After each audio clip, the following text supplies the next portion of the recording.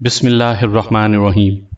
سامعین کرام، آپ سن رہے ہیں عمران سیریز کا ناول پرنس ونچل، جس کے مصنف ہیں مظہر کلیم ایم اے، اور یہ اس سلسلے کی قسط نمبر 6 ہے۔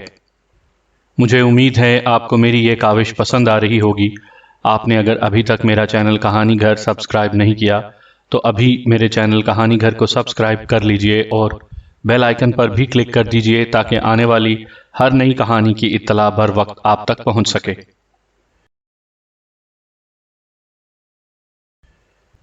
کیا بتاؤں، کچھ سمجھ میں نہیں آ رہا۔ مجرموں نے مجھے اس بار خوب اچھی طرح بے وقوف بنایا ہے، اور اب جب کہ مجرموں کی چال کا مجھے پتہ چلا ہے تو میں اپنے آپ کو واقعی احمق اعظم محسوس کر رہا ہوں۔ عمران نے بے حد سنجیدہ لہجے میں کہا، کیا ہوا؟ کیا پرنس ونچل ہاتھ سے نکل گیا ہے؟ کچھ مجھے بھی تو بتائیے۔ بلیک زیرو عمران کے موڈ کو دیکھ کر بے حد پریشان ہو گیا۔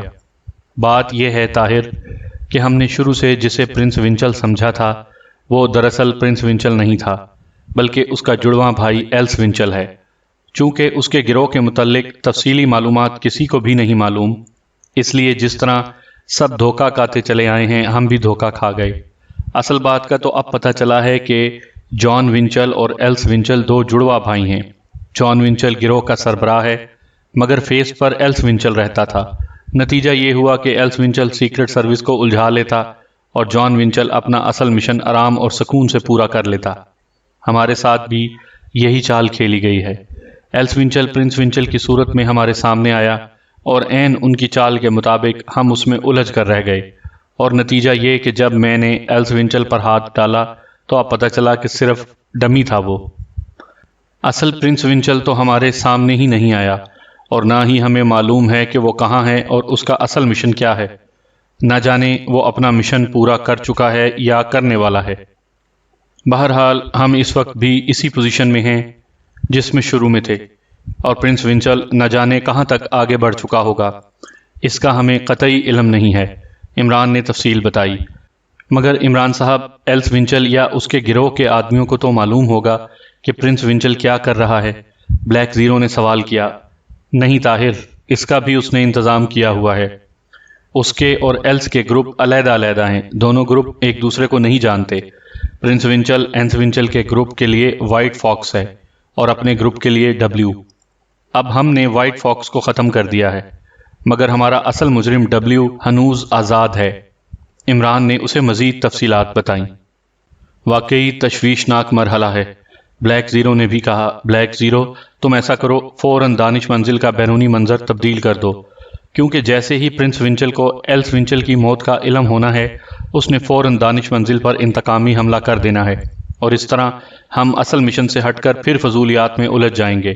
عمران نے بلیک زیرو سے کہا، اور بلیک زیرو اٹھ کر کنٹرول روم کی طرف بڑھ گیا تاکہ دانش منزل کا بیرونی منظر تبدیل کر سکے۔ عمران نے کرسی کی پشت سے ٹیک لگا کر آنکھیں بند کر لیں۔ وہ کسی گہری سوچ میں مبتلا تھا کہ اچانک اس کی کلائی پر ضربیں لگنے لگیں۔ عمران نے چونک کر ریسٹ واچ کا ونڈ بٹن کھینچا اور 6 کا ہنسا جلنے بجھنے لگا۔ عمران سمجھ گیا کہ ٹائیگر کال کر رہا ہے، اور ساتھ ہی اسے یاد آ گیا کہ گٹر میں جاتے ہوئے بھی ٹائیگر نے کرنل حبیب اور غیر ملکیوں کے متعلق بتایا تھا۔ عمران نے ٹال دیا تھا کیونکہ فوجی معاملات میں وہ بغیر کسی خاص وجہ کے مداخلت نہیں کرتا تھا۔ اس کے لیے ملٹری سیکرٹ سروس ہی کافی تھی، اس لیے اس نے ٹائیگر کو ٹال دیا تھا، لیکن اب ٹائیگر کی کال نے اسے سوچنے پر مجبور کر دیا تھا۔ چنانچہ یہی سوچتے ہوئے اس نے ونڈ بٹن کو مخصوص انداز میں دبا کر کھینچ لیا۔ یس عمران سپیکنگ، اوور، عمران نے پروقار لہجے میں کہا۔ ٹائیگر سپیکنگ باس، آپ کے لیے میرے پاس اہم خبریں ہیں، اوور۔ دوسری طرف سے ٹائیگر کی موتبانہ آواز سنائی دی۔ تمہید مت باندھا کرو ٹائیگر، رپورٹ دو، اوور۔ عمران نے انتہائی سخت لہجے میں کہا۔ سوری باس، رپورٹ سنیے۔ کرنل حبیب اور غیر ملکیوں کی ہوٹل جیکارڈ میں گفتگو میں نے چیک کی ہے۔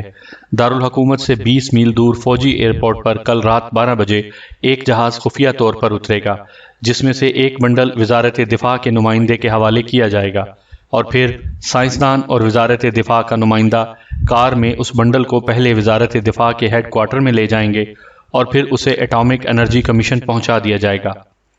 ملٹری سیکرٹ سروس کا ایئرپورٹ پر سخت پہرا ہوگا، اور جس کار میں بنڈل جائے گا اس کے آگے پیچھے ملٹری سیکرٹ سروس کی 4 حفاظتی کاریں ہوں گی۔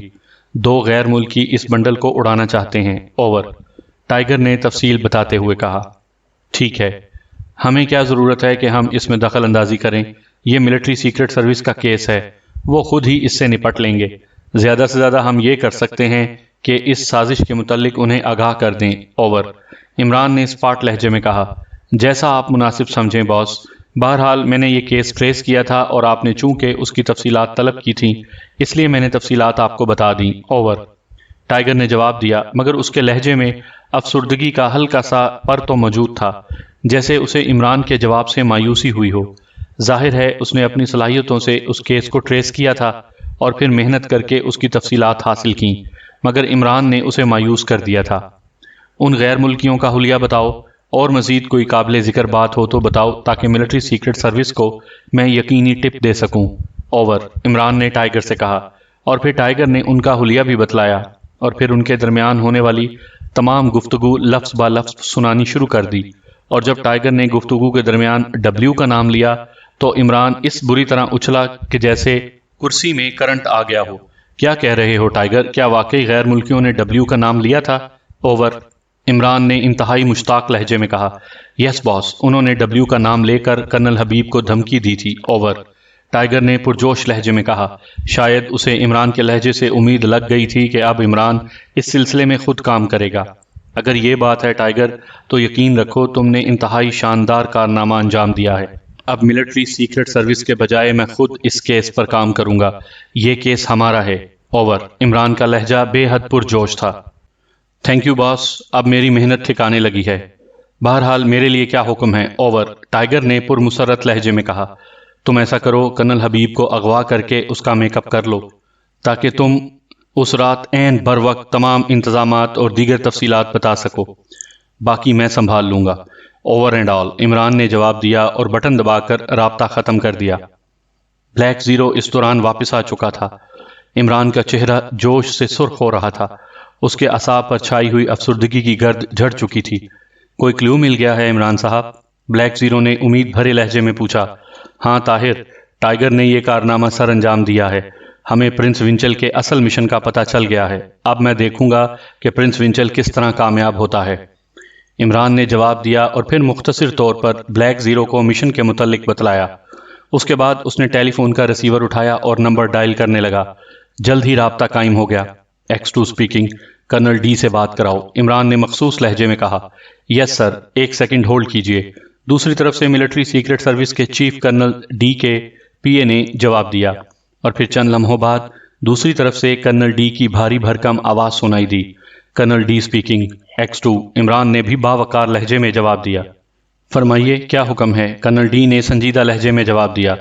کرنل ڈی، کل رات 12 بجے ملٹری ایئرپورٹ پر کیا مشن سر انجام دیا جانے والا ہے، عمران نے پوچھا۔ اوہ، ایٹامک انرجی کمیشن کے متعلق پوچھ رہے ہیں؟ بہرحال میں آپ سے یہ تو نہیں پوچھوں گا کہ یہ ٹاپ سیکرٹ آپ تک کیسے پہنچا، کیونکہ میں جانتا ہوں کہ آپ ہم سے زیادہ باخبر ہوتے ہیں، مگر مجھے تعجب ضرور ہو رہا ہے، کرنل ڈی نے قدرے تعجب آمیز لہجے میں جواب دیا۔ کرنل ڈی، جو میں پوچھ رہا ہوں اس کا جواب دیں، میرے پاس اتنا وقت نہیں ہوتا کہ موضوع سے ہٹ کر باتیں کرتا رہوں، عمران نے اس بار قدرے سخت لہجے میں کہا۔ آئی ایم ویری سوری، صرف تعجب کی وجہ سے میں نے یہ چند باتیں کی تھیں۔ بہرحال ایٹامک مشن کے سلسلے میں ہمیں کچھ زیادہ تفصیلات کا علم نہیں ہے۔ وزارت دفاع نے ہمیں کانٹیکٹ کیا ہے کہ ہم ایک بنڈل اپنی حفاظت میں ایٹامک انرجی کمیشن تک پہنچا دیں۔ ہمیں نہیں معلوم کہ اس بنڈل میں کیا ہے اور کیا نہیں، کرنل ڈی نے جواب دیا۔ آپ نے اس سلسلے میں کیا اقدامات کیے ہیں، عمران نے پوچھا۔ ہم نے پورے ایئرپورٹ کو گھیرے میں لینے اور بنڈل والی کار کی حفاظت کے لیے 4 کاروں کا انتظام کیا ہے، جن میں ملٹری سیکرٹ سروس کے ارکان ہوں گے۔ میرا خیال ہے کہ اتنا کچھ کافی ہے، کیا آپ اس میں دلچسپی لے رہے ہیں؟ کرنل ڈی نے جواب دیا۔ میں ابھی اس سلسلے میں غور کر رہا ہوں، کیونکہ مجھے اطلاعات ملی ہیں کہ مجرموں کا ایک گروہ اس بنڈل کو اڑانے کا منصوبہ بنا رہا ہے، عمران نے جواب دیا۔ اوہ، اگر ایسی بات ہے تو ہم اپنے انتظامات کو سخت کر دیں گے۔ بہرحال یہ کیس خالصتاً ہمارا ہے اور ہم اس سے نپٹنا خوب جانتے ہیں، کرنل ڈی نے جواب دیا۔ ٹھیک ہے، میں دیکھ لوں گا، بہرحال آپ چوکنے رہیں، بائے بائے، عمران نے جواب دیا اور پھر کریڈل دبا کر رابطہ ختم کر دیا، اور پھر اس نے دوسرے نمبر ڈائل کیے اور رابطہ قائم ہوتے ہی عمران نے کہا، X2 اسپیکنگ، سر طاہر سے بات کرائیں۔ اوکے سر، 1 منٹ ہولڈ کریں۔ دوسری طرف سے سیکرٹری وزارت دفاع سر طاہر کے پی اے کی مؤدبانہ آواز سنائی دی اور چند لمحوں بعد سر طاہر کی آواز سنائی دی۔ طاہر سپیکنگ۔ X2 عمران نے مخصوص انداز اور پروقار لہجے میں کہا، سر طاہر یہ بتلائیے کہ کل رات جو بنڈل وزارت دفاع کے تحت لایا جا رہا ہے اس کی کیا اہمیت ہے؟ مجھے تفصیلات چاہیے، عمران نے پوچھا۔ اوہ، مگر اس کے متعلق آپ کو کیسے علم ہوا؟ یہ تو ٹاپ سیکرٹ ہے۔ ملٹری سیکرٹ سروس اور وزارت دفاع کے علاوہ کسی کو اس کے متعلق کچھ علم نہیں، سر طاہر نے انتہائی تعجب آمیز لہجے میں کہا۔ سر طاہر، آپ X2 سے بات کر رہے ہیں، اس لیے آپ کا تعجب فضول ہے۔ آپ مجھے تفصیلات بتائیں، عمران نے سخت لہجے میں کہا۔ سوری، تفصیلات یہ ہیں کہ ہمارے ملک نے ایٹمی طاقت بننے کا فیصلہ کیا ہے۔ کیونکہ ہمارے ہمسایہ ملک نے ایٹمی دھماکہ کر دیا ہے، اس لیے طاقت کا توازن برابر کرنے کے لیے ہمارا بھی ایٹمی طاقت بننا ضروری ہے۔ سر طاہر نے تفصیلات بتانی شروع کر دیں۔ سر طاہر، میں نے پہلے ہی کہا تھا کہ غیر ضروری باتوں سے اجتناب کر کے مختصر طور پر بتائیں، میرے پاس زیادہ وقت نہیں ہوتا۔ عمران نے ایک بار پھر سر طاہر کو ٹوکتے ہوئے کہا، مگر اس بار اس کا لہجہ بے حد سخت تھا۔ سوری، میں صرف پس منظر بتلا رہا تھا، سر طاہر نے جواب دیا۔ ان کے لہجے سے ناگواری عیاں تھی، مگر مقابل میں X2 تھا، اس لیے وہ مجبور تھے، کیونکہ وہ X2 کے اختیارات سے اچھی طرح واقف تھے۔ اصل بات یہ ہے کہ ہمارے پاس ایٹمی دھماکہ کرنے کے لیے یورینیم 235 کی مقدار پوری نہیں ہے، اس لیے ہم نے اپنے دوست ملک ثانیہ سے خفیہ طور پر یورینیم 235 حاصل کرنے کا معاہدہ کیا ہے، اور کل رات 12 بجے حکومت ثانیہ کا اسپیشل طیارہ یورینیم 235 لے کر ہمارے ملک آ رہا ہے، سر طاہر نے جواب دیا۔ تو کیا اس بنڈل میں یورینیم 235 ہوگا؟ عمران نے چونک کر پوچھا۔ اس کے تصور میں بھی نہیں تھا کہ وہ بنڈل اس حد تک قیمتی ہو سکتا ہے۔ جی ہاں، اسی لیے تو اسے ٹاپ سیکرٹ رکھا گیا ہے، اور اس وجہ سے مجھے تعجب ہوا تھا کہ آپ کو اس کا علم کیسے ہو گیا، سر طاہر نے جواب دیا۔ ٹھیک ہے، معلومات کے لیے شکریہ۔ بہرحال آپ کو چاہیے تھا کہ اتنے اہم مشن کے لیے وزارت خارجہ کو ضرور مطلع کرتے۔ میں اس سلسلے میں پرائم منسٹر سے بات کروں گا، عمران نے سخت لہجے میں کہا اور پھر ریسیور رکھ دیا۔ اس کے چہرے پر غصے کے آثار تھے۔ یہ تو معاملہ بے حد سیریس نکلا۔ بلیک زیرو نے، جو اس گفتگو کے دوران خاموش بیٹھا تھا، عمران سے کہا، ہاں، بے حد سیریس، اور سر طاہر کی حالت دیکھو کہ اتنے اہم مشن کے لیے اس نے ہمیں مطلع ہی نہیں کیا۔ اگر ٹائیگر اسے دریافت نہ کرتا تو پرنس ونچل یقیناً اس سے اپنے مقصد میں کامیاب ہو جاتا، اور بعد میں ہمیں کہا جاتا کہ ہم وہ بنڈل دستیاب کریں۔ یقیناً ہمسایہ ملک نے اس بنڈل کو حاصل کرنے کے لیے پرنس ونچل کی خدمات حاصل کی ہیں۔ عمران نے غصے سے بھرپور لہجے میں جواب دیا۔ اب کیا پروگرام ہے؟ میرا خیال ہے ہمیں اس سلسلے میں فوری اقدام کرنے چاہیے۔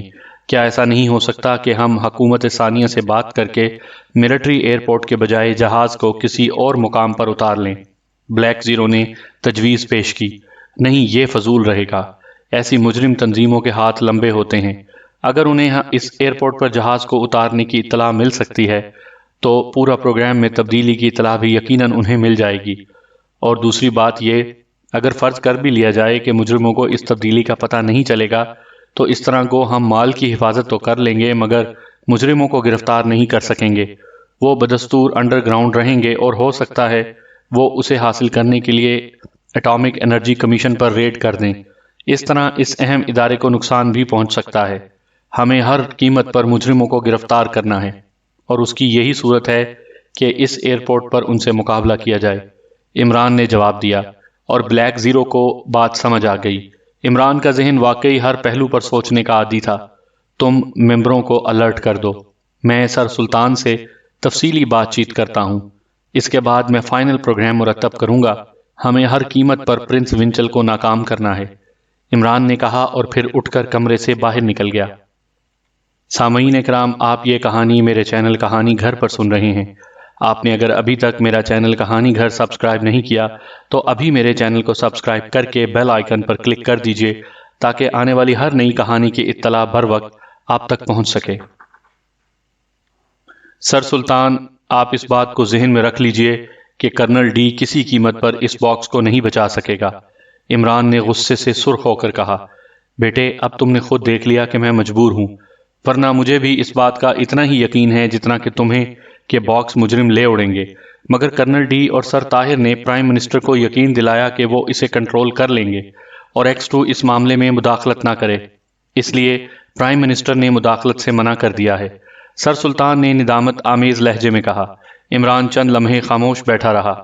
اس کے چہرے کے اعصاب تنے ہوئے تھے اور وہ کسی گہری سوچ میں مبتلا تھا۔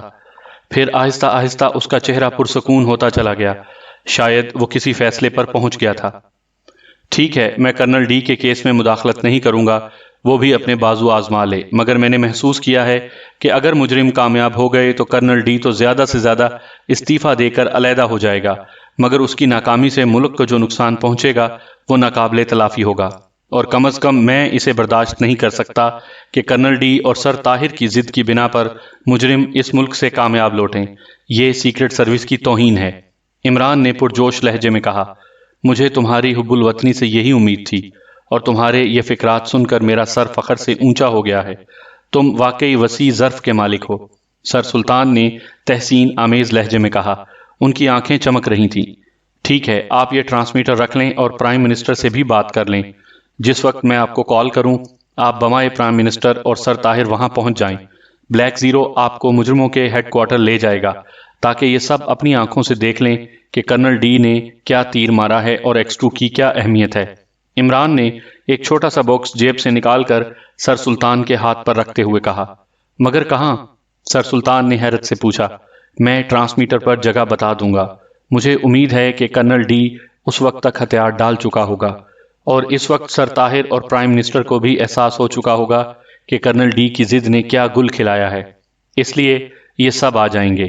عمران نے کہا۔ ٹھیک ہے، سر سلطان نے اسبات میں سر ہلاتے ہوئے کہا۔ عمران نے رسٹ واچ کا بٹن کھینچا اور گھڑی پر 6 کا ہنسا جلنے بجھنے لگا۔ چند لمحوں بعد دوسری طرف سے ٹائیگر کی آواز بلند ہوئی۔ Tiger speaking, over. Imran speaking, کس پوزیشن میں ہو؟ اوور۔ عمران نے پوچھا۔ میں کرنل حبیب کا روپ دھار چکا ہوں باس، اور اس وقت ایئرپورٹ پر موجود ہوں، ٹائیگر نے جواب دیا۔ مزید کوئی معلومات؟ اوور۔ عمران نے سوال کیا۔ باس، مزید معلومات یہ ہیں کہ مجرم ایئرپورٹ سے باہر سڑک پر وہ بنڈل اڑائیں گے، اس سے زیادہ مجھے معلوم نہیں۔ اوور۔ ٹائیگر نے جواب دیا۔ اچھا یہ بتاؤ کہ مجرموں کا ہیڈ کوارٹر کہاں ہے؟ تم تو ان کے ہیڈ کوارٹر میں بھی گئے تھے، اس کا محل وقوع بتاؤ۔ اوور۔ عمران نے سوال کیا اور ٹائیگر نے انہیں اس ہیڈ کوارٹر کا پتہ اور اس کا اندرونی محل وقوع تفصیل سے بتا دیا۔ ٹھیک ہے، تم بہرحال چوکنے رہو، اور اگر کوئی مزید معلومات ملیں تو مجھے فوراً مطلع کرنا۔ اوور اینڈ آل، عمران نے کہا اور پھر ونڈ بٹن دبا کر رابطہ ختم کر دیا۔ سر سلطان خاموش بیٹھے بات چیت سن رہے تھے۔ عمران نے میز پر رکھا ہوا ٹیلی فون اپنی طرف کھسکایا اور پھر ریسیور اٹھا کر نمبر ڈائل کرنے شروع کر دیے۔ فوراً ہی رابطہ قائم ہو گیا۔ Captain Shakeel speaking. دوسری طرف سے کیپٹن شکیل کی آواز سنائی دی۔ X2، عمران نے پروقار لہجے میں کہا۔ یس سر، فرمائیے، کیپٹن شکیل نے مؤدبانہ لہجے میں کہا۔ کیپٹن شکیل، ویسٹرج کالونی کی کوٹھی نمبر 112 پر جاؤ، مجھے اطلاع ملی ہے کہ یہ مجرموں کا ہیڈ کوارٹر ہے۔ اپنے ساتھ ایمرجنسی میک اپ باکس بھی لے جانا۔ کوٹھی کے اندر داخل ہونے کے بعد تم نے 2 کام کرنے ہیں۔ ایک تو یہ کہ اس بات کا تعین کرنا ہے کہ آیا واقعی وہ مجرموں کا ہیڈ کوارٹر ہے بھی یا نہیں۔ دوسرا یہ کہ وہاں کسی اہم شخصیت کا روپ تم نے دھارنا ہے۔ اپنے ساتھ B2 کا ٹرانسمیٹر بھی لے جانا۔ مجھے 1 گھنٹے بعد اس کے متعلق تفصیلی رپورٹ دو۔ مزید ہدایات میں اسی وقت دوں گا، اور سب ممبرز کو بھی کہہ دو کہ وہ کوٹھی کو گھیر لیں۔ عمران نے ہدایات دیتے ہوئے کہا۔ بہتر سر، میں ابھی وہاں جاتا ہوں، کیپٹن شکیل نے جواب دیا۔ عمران نے ریسیور رکھ دیا اور پھر گھڑی میں وقت دیکھا۔ ابھی صرف 8 بجے تھے، آپریشن میں 4 گھنٹے باقی تھے۔ اچھا، مجھے اجازت دیں، میں نے مزید انتظامات کرنے ہیں، آپ پرائم منسٹر سے بات کر لیں۔ میری کال ملتے ہی آپ پرائم منسٹر کو لے کر مطلوبہ جگہ پر پہنچ جائیں، وہاں آپ کو بلیک زیرو بحیثیت X2 گائیڈ کرے گا۔ عمران نے کرسی سے اٹھتے ہوئے کہا اور پھر سر سلطان سے مصافحہ کر کے باہر نکل آیا۔ رات کے 11 بجے تھے جب عمران نے ویسٹرج کالونی کی کوٹھی نمبر 112 سے تھوڑی دور آگے جا کر اپنی کار روکی، اور پھر کار سے اتر کر وہ تیز تیز قدم اٹھاتا کوٹھی کے مین گیٹ کی طرف بڑھنے لگا۔ مین گیٹ کے قریب پہنچ کر وہ ایک درخت کی آڑ میں رک گیا۔ اس نے اپنا ہاتھ سر پر مخصوص انداز میں پھیرا اور چند لمحوں بعد بائیں سائڈ سے ایک سیاہ پوشت عمارت کی آڑ سے نکل کر اس کی طرف بڑھنے لگا۔ صفدر، عمران نے سیاہ پوش کے قریب پہنچتے ہوئے دبے لہجے میں کہا۔ جی ہاں، میں صفدر ہوں، سیاہ پوش نے جواب دیا۔ کوٹھی کی کیا پوزیشن ہے؟ عمران نے پوچھا۔ کوٹھی سے 4 کاریں باہر جا چکی ہیں، گیٹ آٹومیٹک ہے، صفدر نے جواب دیا۔ کیا تمام ممبرز موجود ہیں؟ عمران نے پوچھا۔ جی ہاں، سوائے جولیا کے سب موجود ہیں، صفدر نے جواب دیا۔ ٹھیک ہے، تم ایسا کرو، میرے ساتھ اندر چلو اور باقی ممبرز سے بھی کہہ دو کہ وہ مختلف راستوں سے کوٹھی کے اندر داخل ہو جائیں۔ کوٹھی پر ہمارا مکمل قبضہ ہونا چاہیے، عمران نے صفدر سے کہا، اور پھر صفدر نے رسٹ واچ پر سب کو عمران کی ہدایت سے آگاہ کیا، اور پھر صفدر اور عمران دونوں کوٹھی کے دائیں طرف کی دیوار کی طرف بڑھنے لگے۔ تھوڑی دیر بعد وہ دونوں دیوار پر سے ہوتے ہوئے اندر کود چکے تھے۔ کوٹھی میں کودتے ہی وہ دیوار کی جڑ میں دبک گئے، اور پھر انہیں برآمدے کے قریب 2 آدمی نظر آ گئے۔ وہ دونوں مسلح تھے، شاید دھماکے کی آواز سن کر باہر نکلے تھے۔ عمران نے ہاتھ میں پکڑے ہوئے ریوالور کا رخ ان کی طرف کیا، اور پھر دوبارہ کلک کی آواز نکلی اور وہ دونوں کٹے ہوئے شہتیر کی طرح زمین پر گر پڑے۔ ان کے گرتے ہی صفدر اور عمران تیزی سے آگے بڑھے، اور پھر انہیں کوٹھی کی پچھلی طرف بھی سائلنسر لگے ریوالوروں کی آوازیں سنائی دیں، اور ساتھ ہی ایک دبی دبی چیخ بھی ابھری۔ عمران اور صفدر برآمدے میں رک گئے۔ تھوڑی دیر بعد تنویر اور نعمانی پچھلی طرف سے مڑ کر برآمدے میں پہنچ گئے۔ 3 آدمی تھے، ختم کر دیے، تنویر نے بتایا، اور پھر بائیں سائڈ سے صدیقی بھی پہنچ گیا، اس نے بتایا کہ ادھر کوئی نہیں، اور پھر عمران اور صفدر کوٹھی کے اندر داخل ہو گئے۔ تمام کوٹھی خالی پڑی تھی۔ مجرم شاید صرف 5 آدمیوں کو کوٹھی کی حفاظت کے لیے چھوڑ کر خود آپریشن کے لیے گئے تھے۔ جلد ہی عمران نے تہہ خانہ ڈھونڈ نکالا، جو پرنس ونچل کا آپریشن روم تھا۔ اچھی طرح چیکنگ کرنے کے بعد عمران اور صفدر باہر آ گئے۔ تم سب لوگ کوٹھی کے اندر مختلف جگہوں پر بکھر جاؤ، X2 وہاں پہنچے گا، اور پھر پرائم منسٹر اور سر سلطان اور سر طاہر بھی وہاں آئیں گے۔ اس وقت X2 کے ساتھ صرف صفدر اندر آئے گا، باقی لوگ بدستور اپنی جگہوں پر جمے رہیں گے، کیونکہ مجرموں کے سرغنہ پہلے اندر آئیں گے اور مجرموں کے ساتھی بعد میں۔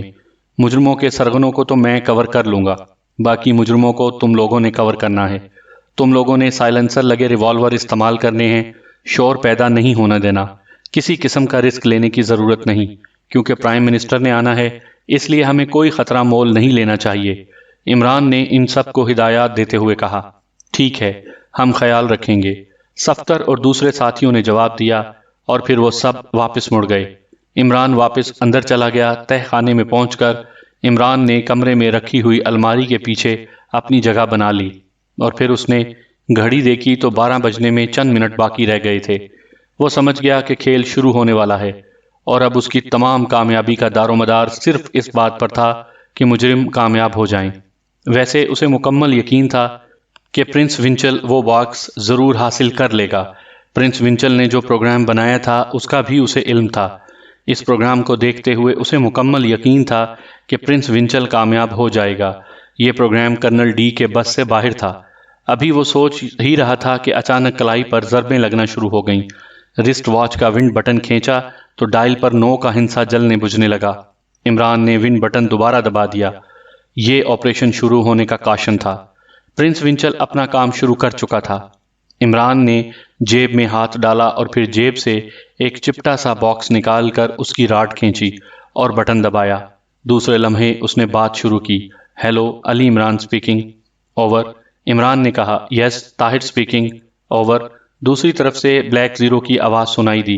طاہر، X2 کے ڈریس میں ویسٹرچ کالونی کی کوٹھی نمبر 112 پر 20 منٹ کے اندر پہنچ جاؤ۔ سر سلطان، پرائم منسٹر اور سر طاہر کو وہیں ریسیو کر کے کوٹھی کے اندر لے آنا۔ صفدر تمہارے ساتھ مل جائے گا، وہ تم سب کو تہہ خانے میں لے آئے گا، میں تہہ خانے میں موجود ہوں گا، اوور اینڈ آل۔ عمران نے بلیک زیرو کو ہدایت کی اور رابطہ ختم کر دیا، اور پھر سوئیاں ایک بار پھر مختلف ہنسوں پر سیٹ کیں۔ دوسری طرف سے صفدر کی آواز سنائی دی۔ صفدر، مجرموں کے سرغنہ کسی بھی لمحے آنے والے ہیں، انہیں ہماری موجودگی کا شک نہیں ہونا چاہیے۔ 20 منٹ بعد X2 اور دیگر حکام بھی پہنچ جائیں گے۔ تم نے انہیں تہہ خانے میں لے آنا ہے، اور اپنے دیگر ساتھیوں کو بعد میں آنے والے مجرموں کے ساتھیوں سے متعلق ایک بار پھر ہدایت کر دینا، اوور اینڈ آل۔ عمران نے اسے ہدایت کی اور پھر بٹن دبا کر رابطہ ختم کر دیا، اور خود ریوالور سنبھالے چوکنے انداز میں الماری کے پیچھے چھپا انتظار کرنے لگا۔ رات کے 12 بجنے میں ابھی چند منٹ باقی تھے، آسمان پر بادل چھائے ہوئے تھے، اس لیے ماحول پر گہرا اندھیرا چھایا ہوا تھا۔ ملٹری ایئرپورٹ اور اس کے ارد گرد کا تمام علاقہ بھی اندھیرے میں غرق تھا۔ اندھیرا اس قدر تھا کہ 10-12 گز سے زیادہ دور کی چیز نظر نہیں آ رہی تھی۔ ایئرپورٹ سے نکل کر شہر کی طرف جانے والی سڑک کی تمام لائٹس بھی بجھی ہوئی تھیں، اور اس سڑک پر ہر 2 فرلانگ کے بعد ملٹری کی جیپیں سائٹ پر موجود تھیں۔ مگر اسی سڑک پر ایئرپورٹ سے تقریباً 1 میل دور ایک کافی بڑی بلڈنگ زیر تعمیر تھی۔ بلڈنگ پر چھتیں پڑ چکی تھیں، صرف پلستر کا کام رہتا تھا۔ اس وقت بلڈنگ کی چھت پر گہرے اندھیرے میں 2 آدمی پیٹ کے بل لیٹے ہوئے تھے۔ وہ خود بھی سیاہ رنگ کے لباس میں ملبوس تھے، اس لیے اندھیرے کا جز بنے ہوئے تھے۔ ان میں سے ایک نے آنکھوں پر نائٹ ٹیلی اسکوپ لگایا ہوا تھا۔ اس سے گہرے اندھیرے کے باوجود بہت دور تک کی چیزیں صاف نظر آ رہی تھیں۔ کیا تمام انتظامات مکمل ہیں نمبر 1؟ دوربین لگائے ہوئے آدمی نے دوسرے سے مخاطب ہو کر کہا۔ یہ پرنس ونچل تھا۔ یس باس، پروگرام کے مطابق تمام انتظامات مکمل ہیں، آپ بے فکر رہیں، ہم ضرور کامیاب ہوں گے، نمبر 1 نے جواب دیا۔ جہاز آنے ہی والا ہے، پرنس ونچل نے بڑبڑاتے ہوئے کہا۔ ایئرپورٹ پر ہلچل ہو رہی ہے۔ ابھی اس کی بات ختم نہیں ہوئی تھی کہ اچانک رن وے کی بتیاں جل اٹھیں اور ٹاور پر لگی ہوئی سرخ روشنی بھی جلنے بجھنے لگی۔ پرنس ونچل نائٹ ٹیلی اسکوپ کے ذریعے سب کچھ صاف دیکھ رہا تھا، اور پھر چند لمحوں بعد اس نے ایک چھوٹا سا جہاز ایئرپورٹ پر اترتے ہوئے دیکھا۔ تیار ہو جاؤ نمبر 1، آپریشن شروع ہونے والا ہے، پرنس ونچل نے کہا، اور نمبر 1 نے ہاتھ میں پکڑے ہوئے چھوٹے سے ڈبے کا بٹن دبایا اور دبے لہجے میں کہنے لگا، alert, ready for operation, wait for second call, over. جہاز رن وے سے بھاگتا ہوا سٹاپ پوائنٹ پر پہنچ کر آ کر رک گیا۔ جہاز کے دروازے سے 2 آدمی باہر آئے۔ سیڑھیوں سے اتر کر وہ فرش پر پہنچے۔ ان سے 10 گز دور ایک سیاہ رنگ کی کار موجود تھی۔ اس کار کے آگے 5 آدمی سیاہ سوٹوں میں ملبوس خاموش کھڑے تھے۔ جہاز سے اترنے والے دونوں آدمی باوقار انداز میں قدم بڑھاتے ہوئے ان 5 آدمیوں کے قریب پہنچے۔ پھر ان آپس میں چند کلمات کا تبادلہ ہوا۔ پرنس ونچل ان کے ہونٹ ہلتے صاف دیکھ رہا تھا۔ پھر ان سب نے مصافحہ کیا، اور مصافحہ کے بعد آنے والوں میں سے ایک نے مڑ کر ہاتھ کو ہوا میں مخصوص انداز میں لہرایا۔ اس کے ہاتھ لہراتے ہی جہاز کے دروازے میں سے ایک اور آدمی نمودار ہوا۔ اس نے دونوں ہاتھوں میں ایک باکس اٹھایا ہوا تھا۔ باکس کو لیے وہ سیڑھیاں اترا اور پھر تیز تیز قدم اٹھاتا ان سب کے قریب پہنچ گیا۔ ان دونوں آدمیوں نے باکس وہاں پہلے سے موجود آدمیوں کے حوالے کیا، اور پھر جیب سے ایک کاغذ نکال کر ان کے سامنے رکھ دیا، اور ساتھ ہی جیب سے پینسل ٹارچ نکال کر جلائی اور اس کی روشنی کاغذ پر ڈالنے لگا۔ 5 میں سے ایک نے اس کاغذ کے آخر میں دستخط کیے، اور اس آدمی نے کاغذ تہہ کر کے جیب میں ڈال لیا، اور ایک بار پھر ان سب سے مصافحہ کیا اور واپس جہاز کی طرف چل دیے۔ ان کے جہاز میں جانے کے بعد سیڑھی ہٹا دی گئی اور جہاز سٹارٹ ہو کر دوبارہ رن وے پر دوڑنے لگا۔ چند لمحوں میں جہاز فضا میں پرواز کر گیا، اور اس کے ساتھ ہی رن وے اور ٹاور کی بتیاں بجھا دی گئیں۔ بتیاں بجھنے پر ہی وہ 5 آدمی تیزی سے مڑے اور قریب موجود سیاہ رنگ کی کار میں سوار ہو گئے۔ کار سٹارٹ ہو کر تیزی سے ایئرپورٹ کے بیرونی گیٹ کی طرف دوڑنے لگی۔ اس کے ساتھ ہی گیٹ کے قریب موجود 2 کاریں بھی آگے بڑھیں، اور دائیں سائڈ سے بھی 2 کاریں سٹارٹ ہو کر درمیانی کار کے پیچھے چل دیں۔ جس وقت یہ قافلہ ایئرپورٹ سے باہر نکل کر شہر کی طرف جانے والی سڑک پر پہنچا تو درمیانی کار سے آگے بھی اور پیچھے بھی 2 کاریں تھیں۔ یہ 5 کاریں انتہائی تیز رفتاری سے دوڑتی ہوئی شہر کی طرف بڑھ رہی تھیں۔ پرنس ونچل نے قریب موجود نمبر 1 کو مخصوص اشارہ کیا، اور نمبر 1 نے فوری طور پر ہاتھ میں پکڑے ہوئے باکس کا بٹن دبایا اور تیزی سے کہنے لگا، نمبر 1 اسپیکنگ، آپریشن سٹارٹ، اپنے فرائض جان نثاری سے پورے کرو، اوور۔ جیسے جیسے کاریں اس عمارت کی طرف بڑھتی چلی آ رہی تھیں، پرنس ونچل کا چہرہ جذبات سے سرخ ہوتا جا رہا تھا، اور پھر کاریں اس عمارت کے قریب سے ہوتی ہوئی آگے بڑھ گئیں۔ عمارت سے 4 فرلانگ کے فاصلے پر سے ایک بائی روڈ دائیں طرف نکل رہی تھی۔ جیسے ہی یہ کاریں وہاں پہنچیں، اچانک 4 زبردست دھماکے ہوئے، اور درمیانی کار سے آگے اور پیچھے والی 4 کاریں پرزے پرزے ہو کر بکھر گئیں۔ درمیانی کار بھی اچانک دھماکوں سے لڑکھڑائی، اور پھر سامنے والی کاروں کے ڈھانچوں سے ایک زوردار دھماکہ سے ٹکرا کر الٹ گئی۔ دھماکہ ہوتے ہی سڑک کے آگے اور پیچھے یکدم خطرے کے سائرن بجنے لگے، اور جیپوں کے ہیڈ لیمپ جل اٹھے اور دونوں طرف سے جیپیں اس سپاٹ کی طرف دوڑنے لگیں۔ کار الٹتے ہی سڑک کے اطراف میں موجود عمارتوں سے سٹین گنوں سے مسلح 10 آدمی نکلے اور بھاگتے ہوئے الٹی ہوئی کار کے قریب پہنچے، اور پھر ان میں سے 4 نے کار کی کھڑکیوں میں گولیوں کی بارش کر دی اور باقی 6 نے کار کے دونوں اطراف پوزیشن سنبھال کر ہینڈ گرنیڈ پھینکنے شروع کر دیے اور سٹین گنوں کی فائرنگ کھول دی۔ بموں کی وجہ سے چاروں طرف گرد اور دھوئیں کے بادل چھا گئے۔ پہلے 4 آدمیوں نے چند لمحوں تک فائرنگ کی اور پھر کار کے دروازے کھول کر کار میں موجود لاشوں کو کھینچ کر باہر نکالا، اور پھر ایک لاش کے ساتھ ہی وہ باکس بھی باہر آ گرا۔ سامعین کرام، آپ سن رہے تھے عمران سیریز کا ناول پرنس ونچل، جس کے مصنف ہیں ایم راحت، اور یہ اس سلسلے کی قسط نمبر 6 تھی۔ مجھے امید ہے آپ کو میری یہ کاوش پسند آئی ہوگی۔ آپ نے اگر ابھی تک میرا چینل کہانی گھر سبسکرائب نہیں کیا تو ابھی میرے چینل کو سبسکرائب کر کے بیل آئیکن پر کلک کر دیجئے تاکہ آنے والی ہر کہانی کی اطلاع آپ تک بر وقت پہنچ سکے۔